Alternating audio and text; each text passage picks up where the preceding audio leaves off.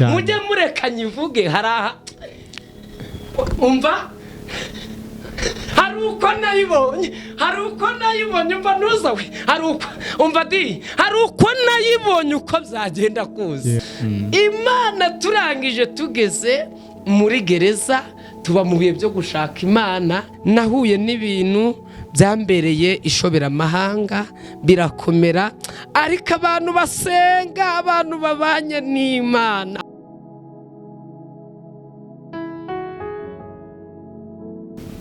Ikaze nanone kuri Dawidi TV. Uno munsi nanone twongeye twakiriye umutumirwa wacu mukomere cyane. Turashima Imana. Yego.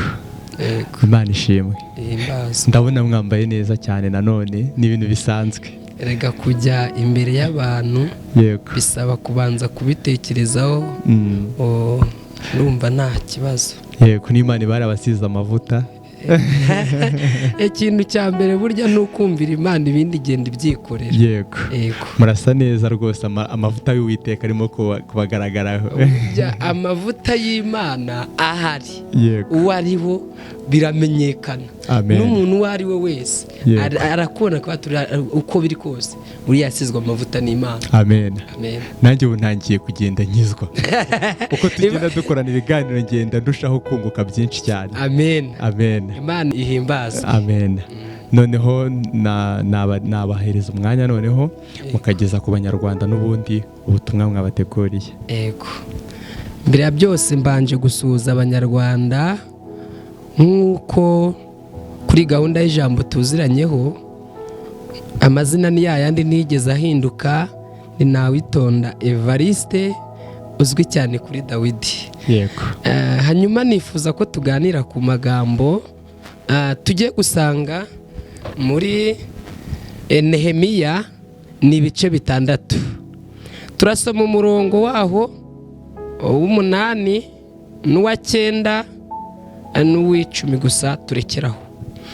Ayo magambo aravuze ngo hejuru ku bice 6 umurimo w'Imana udeshwa n'ubugambanyi n'ibikangisho nanjye mutumaho ni ibyo uvuze nabyabaye ahubwo ni wowe wabyihimbiye mu mutima wawe. Bose bashatse kudukangisha bibwira yuko amaboko yacu azatenebuka umurimo ntukorwe, ariko Mana yanjye unkomereze amaboko. Amen. Aya magambo tugiye kuganiraho Nehemiya yari ari mu gihe cyari kigoye, yari ari mu gihe cyo kubaka. Burya turashima Imana mu gihe cyo kubaka kwiwe yabonye Imana, abona imirimo y'Imana. Imana ishimwe mu buzima bwa buri munsi uko Imana igenda itwongerera iminsi yo kubaho ni ukugira ngo utunganye ibyari bisigaye bidatunganye. Ayiwe Imana ishimwe kandi Imana y'amahoro ihimbazwe. Nehemiya amaze kumva ayo magambo nta kindi cyaje kubaho, yumvishije muri we hari icyo yavuganye n'Imana. Burya icyo nkundira ijuru umuntu wavuganye n'Imana naterwa ubwoba n'ibyo yumvishe, ahubwo akomezwa na rya jambo. Burya amasezerano y'Uwiteka agenda gusunikira ku Mana ukabati nubwo bikomeye ariko mbizi neza. Alleluya. Ndabizi yavuganye nanjye niyo kwizerwa. Aravuga ati nitaye kubiriho, nitaye ku byo ndi guhura nabyo, nitaye ku ntambara z'umurimo w'Imana, ariko ndaguma nubake. Nifuriza abanyarwanda bamenye Imana, bashaka Imana, bafite inzira zijya Siyoni. Nukubaka nk'uko uyu Nehemiya yubakaga. Uyu Nehemiya yari ari mu gihe cye, ariko ndabwira buri muntu wese udukurikiranye kuri TV yuko iki ni igihe cyawe. Alleluya. Nehemiya aba mu bihe byo gushaka Imana, rangije yuzura umwuka wera. Hari abantu bajya buzura umwuka wera burya mu ntambara, bakuzura umwuka wera mu bibazo, bakuzura umwuka wera mu bigeragezo. Aravuga tumva nitaye ko bikomeye, nitaye ko ibi bigoye. Alleluya. Yakubaka Tobiya na Sanibalati bakaza bagakura ibuye, ariko Nehemiya agakomezwa no kuvuga ati iyavuganye nanjye niyo kwizerwa. Haleluya, arakomera. Buriya ndashima Imana. Mbere yuko mvugaho rino jambo, mu minsi ishize hari abantu tuziranye cyane, mu minsi itambutse nabonye Imana. Hari igihe umuntu abona Imana akayibona igenda. Nabonye Imana, dushimiye Imana. Mperutse guhura n'ibikomeye, ariko mu ibyo bikomeye mbona ko Imana ishoboye ibintu byose. Haleluya.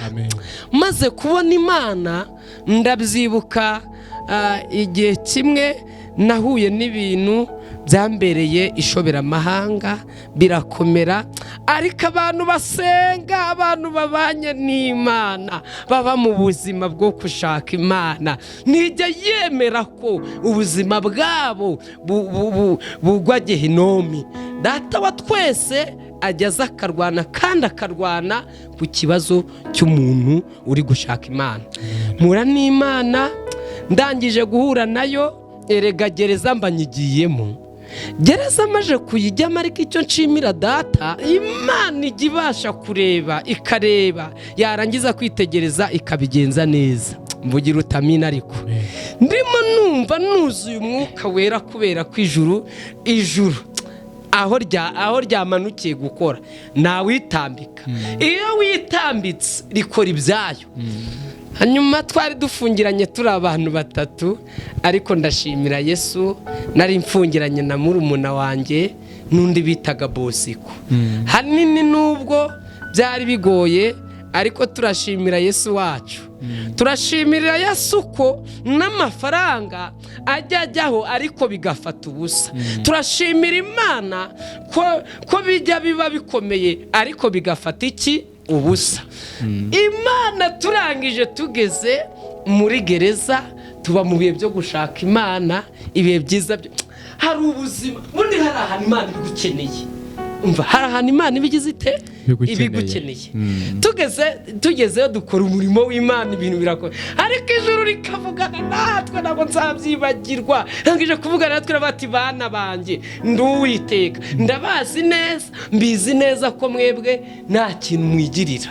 Kandi koko sibye kwiyemeraho, bamwe tuziranye rwose, nuwo nabeshya ngo Dawidi ngo ndi umuntu umeze oya, kwiyemera wapi. Ariko turashimira Imana, hari abantu bagiye batuba hafi disi we, tukabona baje kudusura. Mana we, ariko dushimiye Imana. Icyo kigeragezo nyibamo, ariko ndavuga tumva nitaye ku byabaye. Nzi neza ko Data wa twese ari mu ruhande rwanjye. Uwitwa Bosiko n'uwitwa Kubw'Imana, ariko Imana ijya ibamera umugisha, baba hafi. Mana, turasenga, ariko tumaje gusenga turashimira Imana yuko ubundi aho umwanzi yategeye ntago ari habonera. Mana ishimwe. Imana ifite uko ikora ibyayo, na Satani afite uko akora. Ariko icyambere dushimira Imana nuko iyo umuntu ari mu bihe byo gushaka Imana, haleluya, burya ikintu kizakubwira yuko uri mu ruhande rw'Imana, kikakubwira yuko uri kumwe n'Imana, ni intambara za buri munsi. Iyo uri umuntu udamaraye, ukabona uri mu buzima bwiza, utaze umva uyiteka n'iteka, uragorwa. Hanyuma ndashimira Imana, ariko narindi nanjye najyaga ngo muve mu mubiri twigire mu mwuka, nimugerayo muyitubarize, ubyina neza yewe kwa sebukwe, abakwera muze dukweremo iraga ngo ndayumva we. Bamwe twayibonye ngo bikomeye, bamwe bayibonye 94, abandi bayibone muri Covid, natwe twayiboneye muri gereza.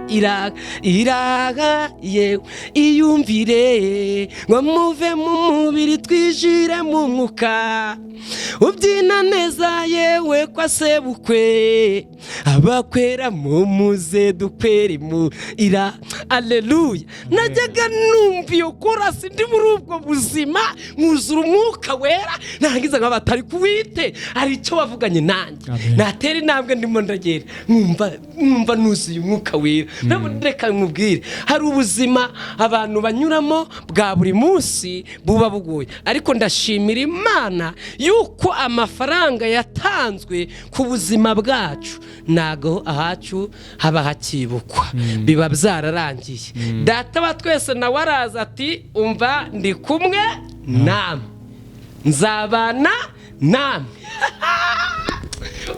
Burereka mbanze mbabwire, hari ikintu umuntu ajya komera agakomezwa n'ijambo. Natangiye mbabwira ngo ijambo Yesu nashimye. Ijambo rirarema, ijambo rirasenya, ijambo risenya imigambi mibi y'incakura.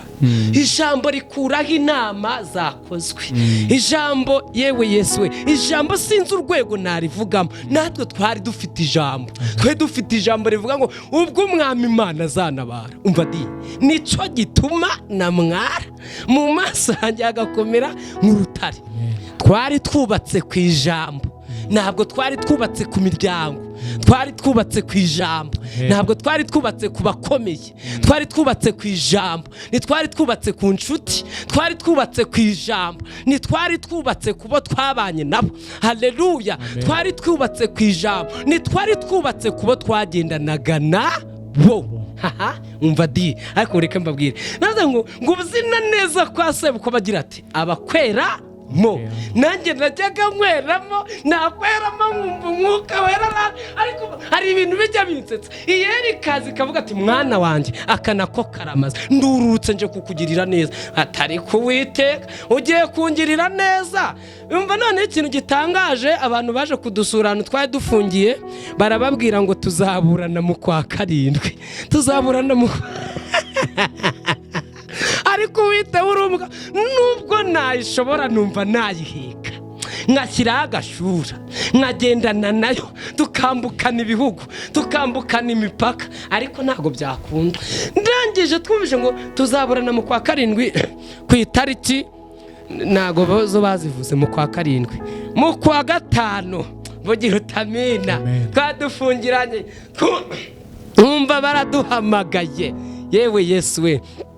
Bamaze kuduhamagara turagenda tujya kuburana da mu rukiko rukuru, hari ibyumba.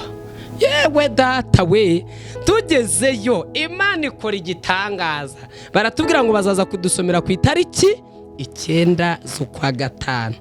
Tugiye twumva kuri 13 baraduhamagaye ngo dusohoke. Turangije turasohoka. None witwa bosi ko yese azamuka yuzura umwuka wera. Umva turasohoka, tumaje gusohoka turataha, twumva twuzuye umwuka wera. Naye nima ndapanga kuva narinuye, iyeri rambwira tumva nduwiteka. Hanyuma tukimara gusohoka, tumaje gusohoka, turangije turataha. Ako Imana irangije ngiye kwimuka n'ahantu narinuye, iyeri rambwira ngo naho nzaguhera umugisha. Uzi kugira ngo ikubwira ngo nzaguhera umugisha aho ngaho, uzi kunyura mu mahu yareba, uzi kunyura mu mahu yareba we, kunyura mu byondo, kunyura ahantu ureba ko ari habi, ariko niba ari iyeri bayavuze igomba kubikora. Tumaje gusohoka tuba tuvuyemo gucyo, iyera irangije ivugana nanjye, ariko nkajya numva nuzuye umwuka wera. Niba ari ikintu kijya kinezeza umugenzi ujya mu ijuru, nukumva Imana ivuganye n'umugenzi ujya mu ijuru. Vugira utamina. Umugenzi ujya mu ijuru anezezwa n'amakuru aturuka i Yerusalemu. Byibuze kumva ijwi riguha ati mwana, ijambo mwana wanjye, ibaze nazwe ukubyara akwita umwana, ariko hari igihe kigera ko ati ndaguhararutswe. Ndetse ariko turashimira Imana igivuga ati mwana wanjye, umva kuvugana n'isumba byose, irema inyanja, ikarema isi, nawayifashije ikibambira ijuru, ibivuganye nanjye. Gusa numvishije nuzuye umwuka wera n'abagenzi banjye. Uwo bosiko ndashimira Imana kakiri mu bihe byiza byo kubana n'Imana. Kandi n'uwo murumuna wanjye ndashimira Imana ko nawe abasha kuboneka mu bihe byo gusenga. Hanyuma rero Imana ibamera umugisha. Hanyuma ngo Nehemiya arangije arubaka. amaze kubaka Tobiya na Sanibalati bakaza bagahirika. Yakubaka Nehemiya akavuga ati umva navuganye n'isumba zose. Haleluya. Ukubako kumwe ngo kubakaga ukundi gufite intwaro. Haleluya. Agakomezwa no kumva ijambo. Burya icyo nkundira Imana, isezerano rigenda rigusunikiraho Imana iri. Wajya kuva mu buntu bw'Imana ugahita wibuka ko yavuganye nawe. ariko reka mbabwire ngo uzina neza kwa sebukwe abakwiramo. Haleluya. Mujye mumbabarira njye nkwiramo, mba nibutsa aho yankuye, kandi iyo mibutse bintera kuyishima. Imana ishimwe. Hanyuma Nehemiya aba muri ibyo bihe. Turashimira Imana ko Nehemiya ari mu bihe byo kubaka. Yarubatse arongera arubaka bagasenya kubaka. Yewe Tobiya na Sanibalati bagahagurukira gusenya, ariko Nehemiya akavuga ati ubwo umwami Imana izantabara. Iryo jambo ryonyine. Haleluya. Akavuga ati hahirwa uwizeye yuko ibyo yabwiwe n'umwami Imana no gusohora bizasohora. Agakomezwa n'ayo magambo. Ndashimira Imana yuko Nehemiya yaciye ahakomeye ariko ntiyigeze areka umurimo w'Imana. Aca ahakomeye ariko araguma arubaka. Turashimira Imana igikomereza abantu mu buntu bwayo. Turashimira Imana yuko ijya yishakira ibitambo. Mvugira utamina. Ariko ngemba numva nezerewe. Reba nk'uyu munyamakuru turi kumwe, iyo ndimo ndamureba arimo aravuga ati rwose ibi bintu ni ati nanjye mba numva nuzuye umwuka wera, mba numva ndimo ndafasha. Niba ari ikintu kigoye ni ukugendana n'umugenzi ariko mutari kumwe mu nzira. Hari umugenzi mugendana ariko akagenda yisigaza inyuma. Erega yemere gusigara inyuma kuko ntabwo muri mu nzira imwe. Iyo uri kujyamo ntabwo ari kugira ute, ntabwo ari kujyamo. Rero mujye mwihanganira ibyo muhura nabyo, kubera yuko ayo makamba y'ibyo mwahuye nabyo muzayambikwa. Aha, umva ayo makamba y'ibyo mugenda muhura nabyo muzayambikwa. Uremera wemere uhandwe n'imishuba ariko utambuke, wemere urishyireho ariko rihirime ariko wongere urishyireho. Tuvuga amina.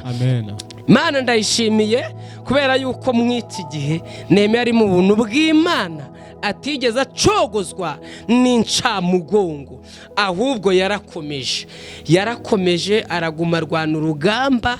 Imana iduhana umugisha. Ndashimira Imana ko mu gihe cyane mu gihe cyo kwinezeza kwa benshi we yabaga arimo arashaka amavuta. Akavuga ati nibutse ko Tobiya na Sanibalati bari inyuma yanjye. Umva Tobiya na Sanibalati barimo baranyirukankana. Iyo yibeshya agatusha gato agakora ibyo abandi bakora yari kuagwa. Ariko aravuga ati ndigomwa kugira gute?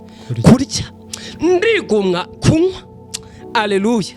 Nubwo ndi burye ariko hari aho nagomba kurenga. Hari aho ijuru ryaneguriye ngomba kuba mpagaze. Ubundi reka mbabwire, nubwo tugiye kwinginga Imana. Haleluya. Ibirimo birakureba ariko birakwitegereza, ntacyo byemerewe kurenzaho. Mana iduhana umugisha kandi Imana itugirire neza. Tugiye kwinginga Imana. Ndimo numva nezerewe Imana cyane.